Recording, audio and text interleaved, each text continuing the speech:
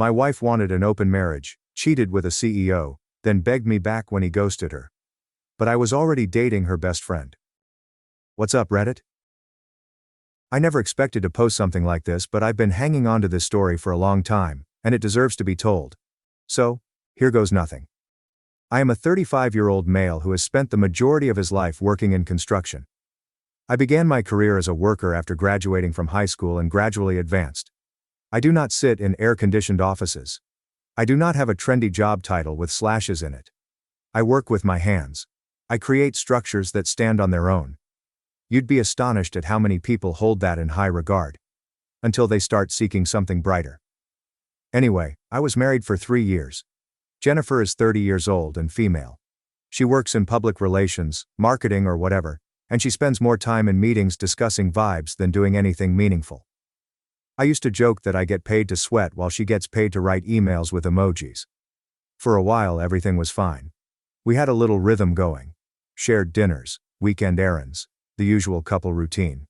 Nothing extraordinary, but consistent. We were not fighting, and we were not estranged. That's why her words when she returned from her girls' trip were unusual. So she takes a weekend trip to Dallas with her friends. Nothing dramatic, just shopping, spa treatments, and pricey drinks. The usual. Her best friend Evelyn, a 31-year-old female, was also there. Evelyn is cool, by the way. I was always full of enthusiasm.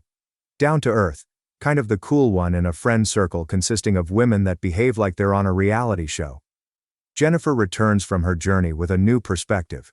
Like, very different. Not just exhausted or hungover from travel. She's in her head, chilly and distant, fading out in the middle of a conversation. She'd be on her phone all the while, beaming as if the messages were stand-up material. I felt she just wanted a minute to relax, so I didn't press. However, on Tuesday night, she dropped it. Now that I think about it, it began a few months before the trip, when Jennifer began spending more time with her friend Brittany than usual. They never hung out so much. Brittany has always been, well, loud. He emphasizes the importance of keeping your options open, and that partnerships should not be cages. Which is remarkable coming from someone whose longest relationship was with her hairdresser. Jennifer was now doing weekly dinners with her, and she didn't get home until far too late for someone who was meant to be having profound conversations. Every time she returned from being with Brittany, her mood was wrong. She'd be unduly cheerful or snappy for no apparent reason, as if she was trying to convince herself of something. At the time, I assumed she was just going through a phase or wanted space. Brittany was out here giving TED Talks on how to ruin your own marriage while calling it self-care. We are in the kitchen. I'm making eggs. She's just standing there, watching me as if I'm about to damage her favorite mug. And then she says, casually, as if she is talking about switching laundry detergent, "I think we should try an open relationship." I assumed she was joking. I laughed and kept scrambling. She did not laugh. I turn around. She's completely serious. Calm, as if she had practiced it. I ask, "Wait, what?" She repeats it in the same tone, as if it were no great thing. "I just think it could be good for us. It's not a big deal. A lot of couples do that." Okay, fair enough. Yes. Right. Many couples do this, as if it were the new meal prep or matching pajamas. Like it's a lovely little trend she discovered on Pinterest. Somewhere between DIY smoothie bowls and 100 ways to make your marriage fascinating again. I am just staring at her, trying to figure out which version of my wife I'm speaking to right now. Because the Jennifer I married used to say things like, "If you cheat, I'll leave you without blinking." Now the Jennifer in front of me says, "Hey, what if we just schedule that cheating instead?" So I lean back against the counter and ask, "Where's this coming from?" She gives me one of those, "This is just how I feel right now," shrugs. I've been reading a lot about it. Brittany's in one. She says it's changed her life. Ah, there it is. Brittany. Of course. That same Brittany who believes that every terrible decision is liberating and previously said that monogamy was a systemic tool.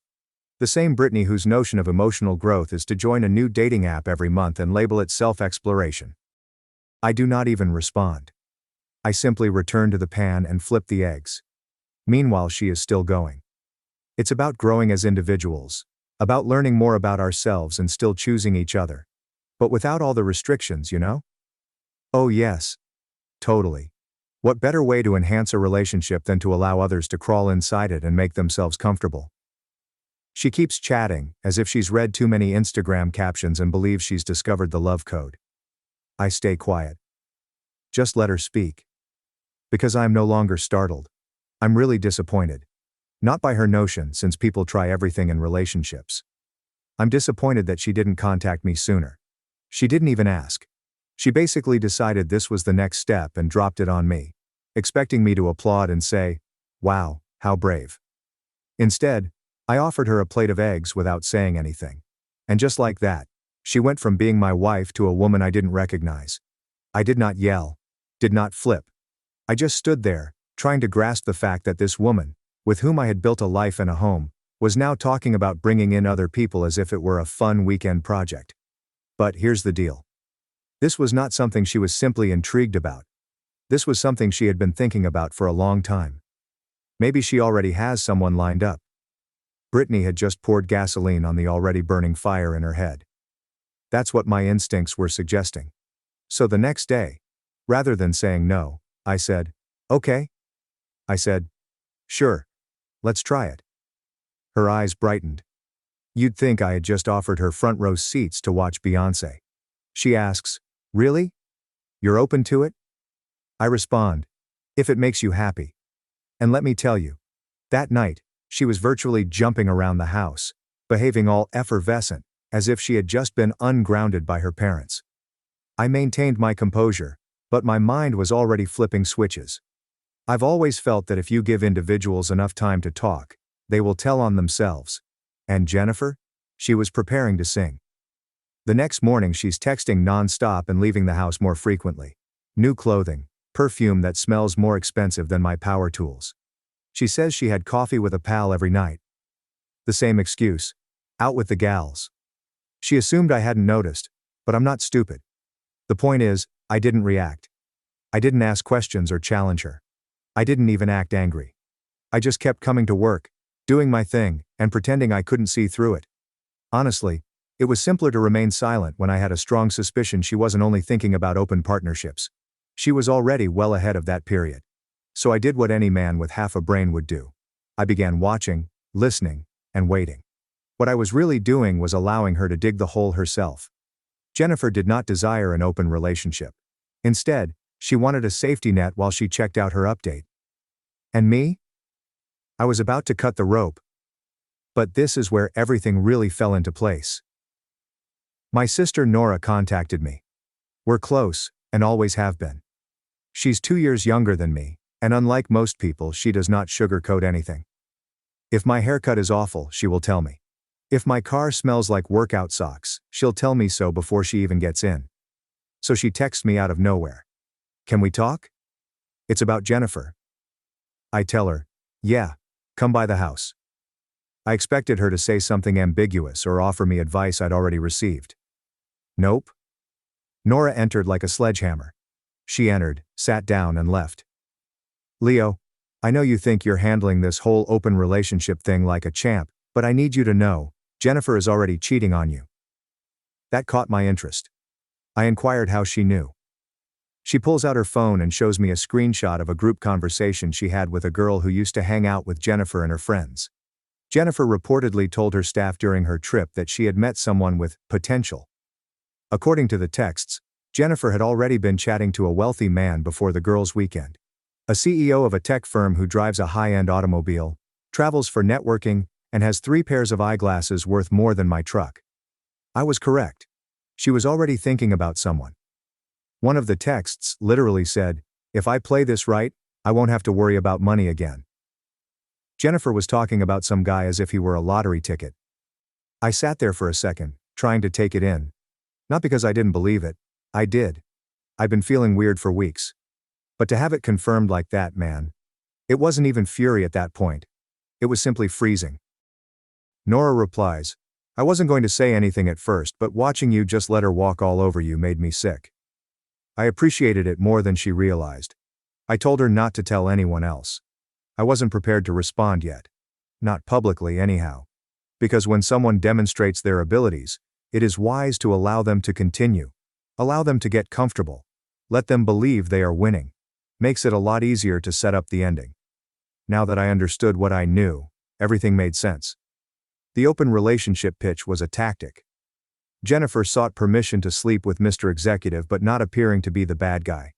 She wants freedom without consequences. And me? I was just meant to play along, maybe see a female or two, let Jennifer have her fun with Rich Boy, and then either gently fade out or wait for her to make a decision. Yeah. This is where things took a turn. I began paying attention to Evelyn. Now let me clear something. Nothing happened to Evelyn during this entire time. Not even a tiny amount. Evelyn isn't the type of woman to fling herself at anyone. She's intelligent and well-dressed, and she was aware that things were chaotic, so she maintained a respectful attitude. But following the open relationship revelation, I began to reflect on all of those instances again. The way she stared at me while I was repairing our porch railing last year. She stayed behind to assist me clean up after Jennifer's birthday meal. She didn't flinch or gossip when things between me and Jennifer became tense. Then she texted me. Just a simple, "Hey, how are you holding up?" I had no idea how to respond. I had just said, "Still breathing." She responds, "You don't deserve to be treated like this. I've seen what's going on. You deserve way better." That one landed differently. It was the first time someone had stated it. Everyone else simply danced around it. But Evelyn called it as it was. After that, I started to think differently. I wasn't just the person attempting to remain cool anymore. I was the man who was plotting something. Not for the purpose of vengeance, but because I refused to let someone steal and destroy all I constructed while they shopped for upgrades. And yes, I did something next. The point is, I didn't have to pull off anything dodgy. All I had to do was start out very casually, bringing Evelyn into the picture more. It started little. She stopped by to retrieve a jacket she had left at our place. I asked if she'd want to stay for coffee. She answered, "Sure." We talked for about 20 minutes about work, life, and how she was tired of the continual turmoil Jennifer was dragging her into. She claims Jennifer craves turmoil, and then becomes enraged when things get dirty. I said, "Yeah, welcome to my world." After that, I didn't have to try too hard. Evelyn has recently begun to appear more frequently, sometimes to drop off items, sometimes to chat while I was outside working on the vehicle. She would hand me tools, hold a flashlight, and inquire about the components. Most women would be completely bored watching a man tinker with rusty bolts. Evelyn truly listened.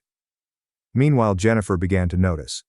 That night, as I was about to fall asleep, Jennifer casually said, "You've been spending a lot of time with Evelyn lately." I didn't even pause to tie my boots for work the next morning. I simply glanced at her and asked, "Why? Does that bother you?" She shrugged, trying to appear unconcerned. "No, I'm just saying." I cracked a grin. Good, 'cause I wasn't asking. The next day she began asking questions like a detective who does not have a warrant but really wants one. Was Evelyn here again today? Did Evelyn mention anything about me? Why is Evelyn texting you so much? I initially played dumb. She just stated that she had stopped by or wanted to borrow the drill, which was correct. Evelyn borrowed my drill once. Who knows if she truly used it, or was simply trying to rattle Jennifer. In any case, the purpose has been completed. This is where things became pretty evident.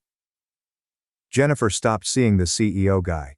She stated he became too intense, and she wanted space. She attempted to reattach herself to me. I started preparing more dinners. He started calling me babe again, as if it would erase everything. I returned home from a supply run one night to find her having a romantic meal. I go in and ask, "Is it someone's birthday?" She smiles and replies, "No, I just thought it'd be nice for us to spend some time together." Just like old times, right? Old times. Before she tried to sell off our marriage for a fellow who presumably wears a fragrance named Liquidity. I sat down, ate quietly, and then added, "Evelyn mentioned you make a good mushroom risotto." She froze. Her whole face twitched, as if her circuits had overloaded. "You talked to Evelyn about this?" "Yes. She mentioned that she used to help you with this recipe." Jennifer strained a smile so hard that I thought her cheeks might snap. After that supper, things only got worse. She began hovering, following me around the house, asking what I was doing, who I was texting, and if Evelyn had said anything new. I said, "She said you should stop creeping around the kitchen like you're auditioning for a thriller." It didn't go down well. But here's what truly worked. One weekend I invited Evelyn over to help with the back fence. Jennifer was at home, pretending to read a book she had not touched since we got it as a bookshelf prop. Evelyn and I were out back working and joking. She made light of the fact that I measure twice and still make mistakes with my cutting. I responded with something about her small hands being useless for power tools. It was the most natural I had felt in months. I look up, and Jennifer is standing at the window, motionless, peering through the glass like a horror movie extra. I waved. She ducked. Later that night, she attempted an emotional guilt trip. "I just feel like you're pushing me away." I responded, "You literally asked me to accept you dating someone else. That's not pushing. That's me giving you the runway." She snapped. "But you never wanted to do it. You just said yes to trap me." I responded, "No, I said yes because I wanted to see how fast you'd crawl to someone else." It turned out to be faster than Prime. She stormed off. The next day, Evelyn texted me. "She called me this morning, wanted to talk. She's losing it." I answered, "Good. Let her." She asked for openness. She's about to discover what locked doors feel like. Jennifer believed she was in control. She assumed I'd be too ignorant, passive or loyal to do anything but wait around. She didn't realize I was already laying the basis. After that, things changed. Evelyn and I were not just talking anymore. Something has changed between us. I could feel it. And I'm quite sure she could too. It was not forced. It was not rushed. It simply made sense. So I invited Evelyn to supper. Not out. At my house. She brought over some homemade lasagna. Full layers, absolutely crisp on top, and smelled like true comfort. And reportedly, Evelyn can cook like a magician too. We sat at the kitchen table, plates full, laughing about ridiculous things. There is nothing forced or phony. Just two folks who had been through enough to deserve a calm evening. It felt insanely right. Halfway through dinner, I glanced at her and said, "I don't want to play games anymore." She halted, set down her fork, and looked at me as if she'd been waiting for that line all night. "Neither do I," she replied. There was this brief moment of silence, as if everything had slowed down. And then she said, "I should probably tell you something." I raised my eyebrow. She smiled. Not smugly, but as if she was finally done holding it in. "I've always liked you, Leo. Even back when you and Jennifer first got together. I never said anything because, well, you were taken. And I don't mess with taking. But I saw how you treated her. How steady you were. The way you built things. Not just with your hands, but with your loyalty. And I guess I always wondered what it would be like if someone like you picked me." I said nothing at first. Simply let it sit there. Not because I was surprised, but because it was refreshing to finally hear something honest. I looked at her and said, "Well, I'm picking you now. No more guessing." She nodded and locked eyes with mine. "So we're doing this?" I inquired. She smiled big, without hesitancy. "Yeah. We're doing this." That was it. No games, strange conditions or emotional gymnastics. Just real talk, real food, and a woman who treated me like the prize, not a stepping stone. For the first time in a long time, I truly believed it.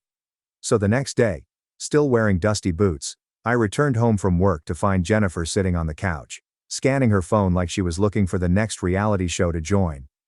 Evelyn was arriving in roughly 15 minutes. I decided, you know what?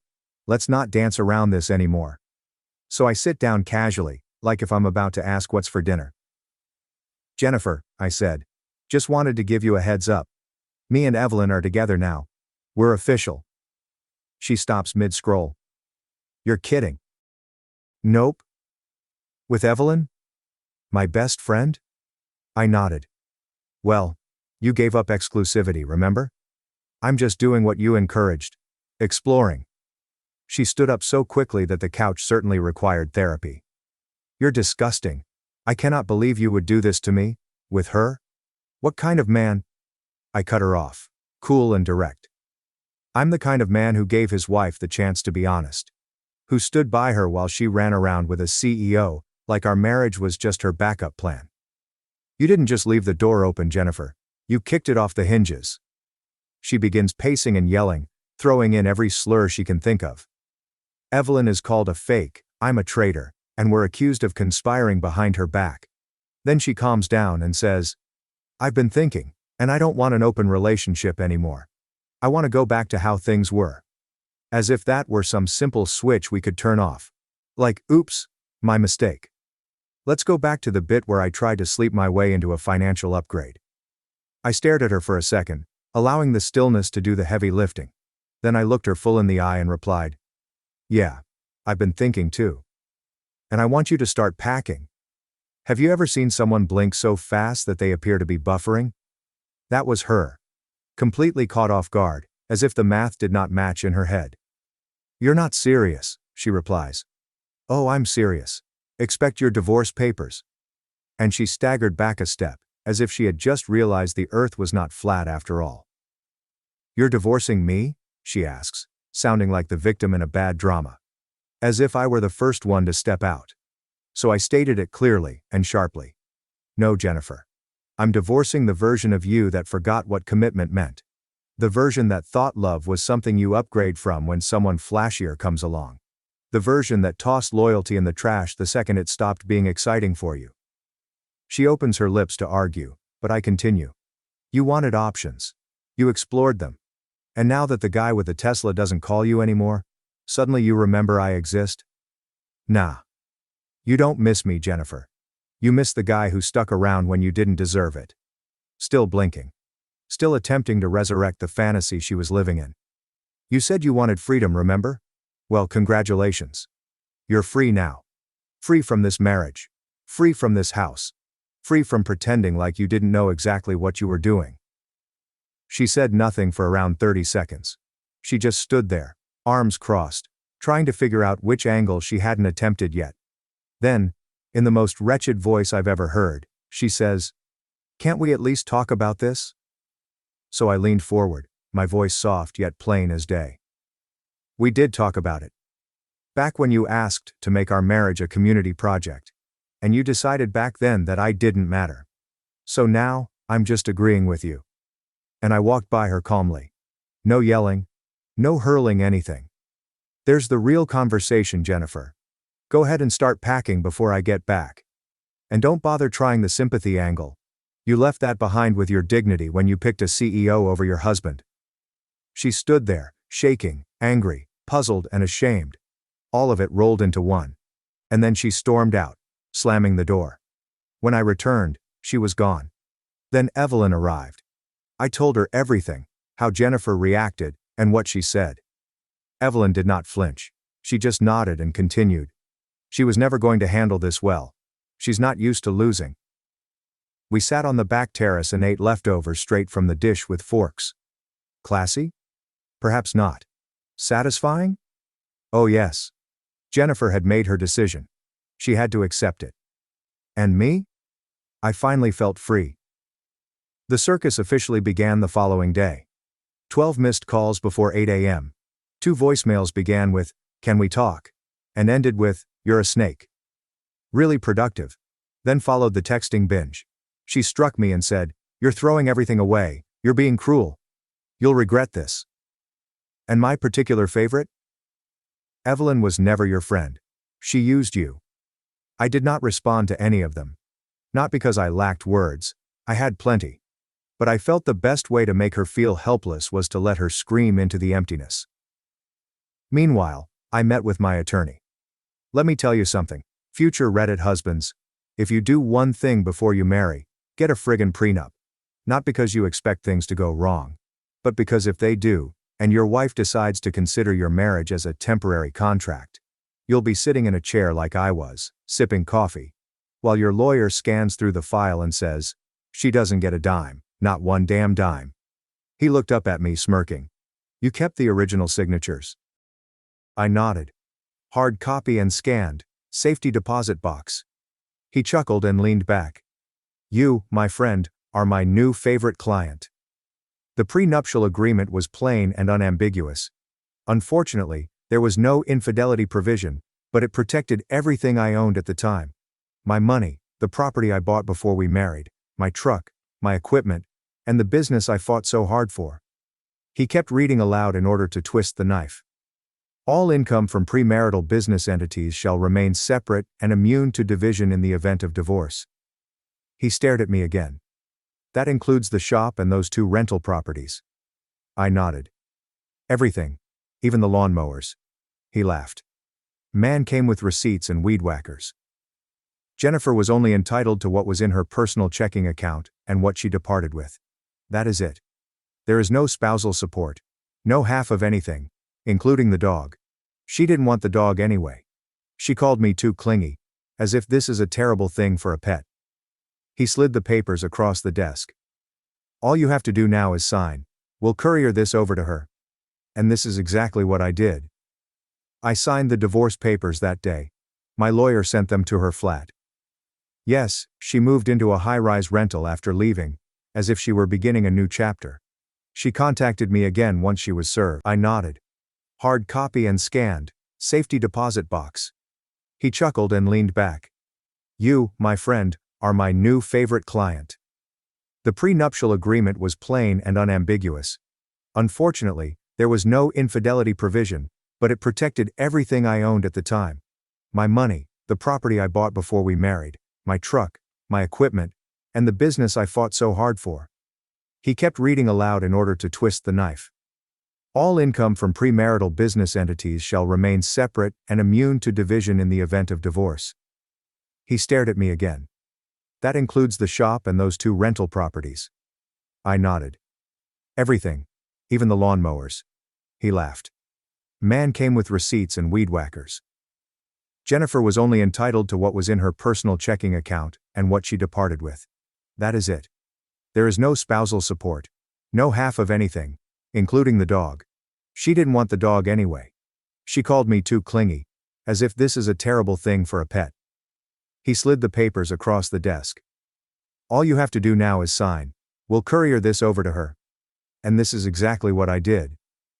I signed the divorce papers that day. My lawyer sent them to her flat. Yes, she moved into a high-rise rental after leaving, as if she were beginning a new chapter. She contacted me again once she was served. Are you serious? I replied back with one line. Dead serious. You opened the door, I'm just closing it behind you. She responded. I didn't know what was in the prenup. I merely replied, not my fault. I didn't hear back after that. But do you know who did hear from her? Evelyn. Jennifer couldn't just accept the loss and go on. No, silence is not her strong suit. Jennifer apparently showed up at her apartment uninvited, as if she were organizing an intervention. According to Evelyn, she knocked as if she was trying to break in. No warning, no text, only wrath and high heels.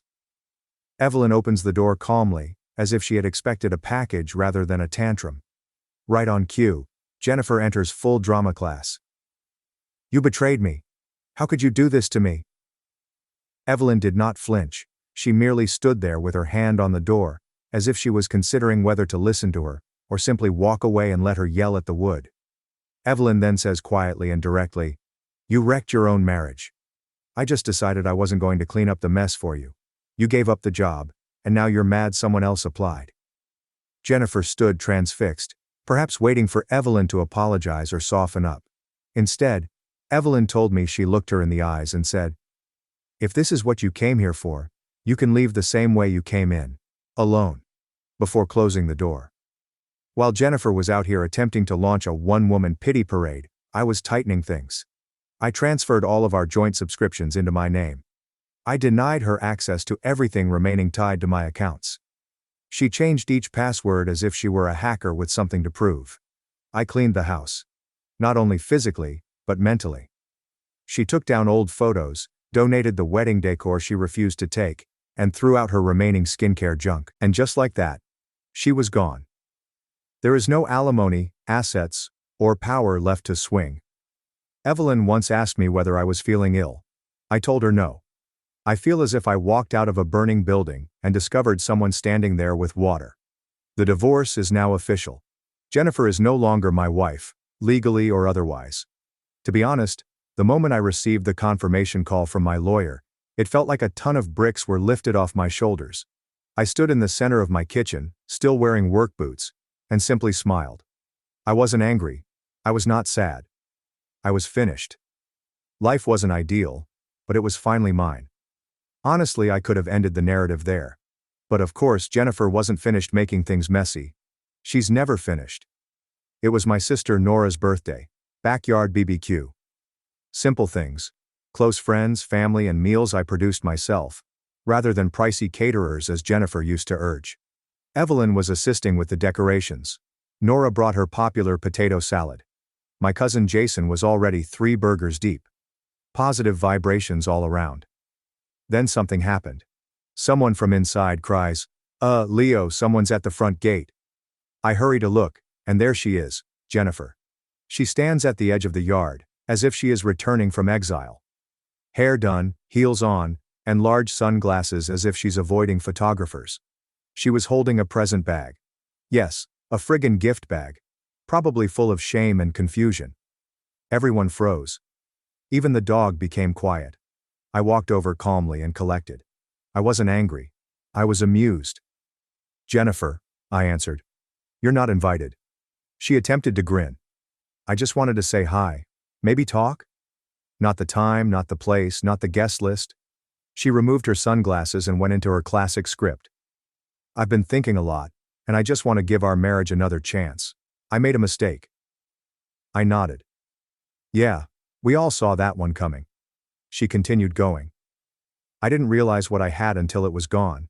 And seeing you with Evelyn is not your business anymore." People were watching. Nora crossed her arms from across the yard. Jennifer looked about, as if she had just realized she was no longer the primary character. She asks, "Can we at least talk in private?" I shake my head. "Nope. Whatever you came here to say, save it. You had months.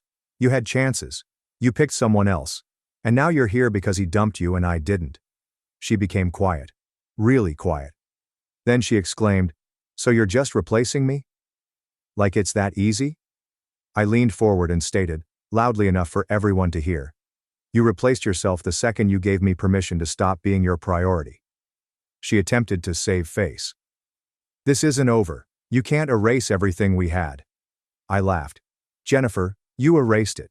I just swept up the pieces and handed you the broom." She opened her mouth, as if she were about to explode. But Evelyn went over, calm and steady. Didn't say anything. Just stood next to me. That was sufficient. Jennifer stared at her, as if she were waiting for a big moment. Evelyn simply tilted her head and stated, "You were his past. I am his present and future, so you can leave now." Jennifer stood there for a second, as if she was expecting someone, anyone, to defend her. Nobody did. She went without saying anything else. She walked immediately back through the gate from which she had entered. Gift bag is still in hand. A minute later, the music resumed. Nora offered me another hamburger as if nothing had occurred. She passed past and said, "Happy birthday to me." Evelyn and I sat down, and she simply gazed at me, saying, "That felt good." I responded, "Better than winning the lottery." So, that's the story. Jennifer wanted options. She took them. Then she quickly discovered that love does not come with a backup generator. She assumed I was weak enough to wait around. She was wrong. I didn't just get through it. I created something better with someone else. If anyone reading this is thinking, maybe I should give them another chance, don't. Allow them to be someone else's disaster. You've got greater things to look forward to after this. Peace. Real peace. For the record, Evelyn makes far superior lasagna. Thanks for watching and sticking around till the end. If you enjoyed these stories, make sure to subscribe and hit the bell so you don't miss the next drama-filled episode.